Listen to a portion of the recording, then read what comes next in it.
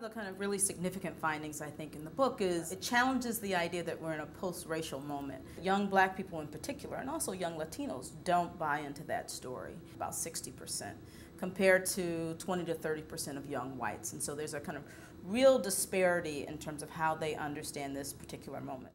It's an interesting myth, I think, that young black people are apolitical and have no interest in politics. The kind of most resounding challenge to that myth was the historic election of our first African American president.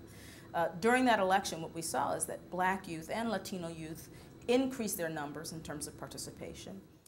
When we look at something like same-sex marriage, many commentators have told us, well, in 10 years or 15 years, this won't be an issue because young people support same-sex marriage. When you have enough information to look at young blacks versus young whites and young Latinos, we find that actually young blacks oppose same-sex marriage. It could continue to be a wedge issue far into the future for the next generation. We know that young black people who are more religious, who not only go to church but participate in church activities, are more likely to oppose same-sex marriage.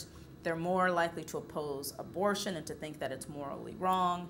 And they're more likely, and probably not surprisingly, to be much more conservative on social issues than young whites and even young Latinos. Lots of people have said that young black people are kind of passive consumers. What we found, in fact, is that they're really critical consumers. They think that hip-hop rap videos should be more political.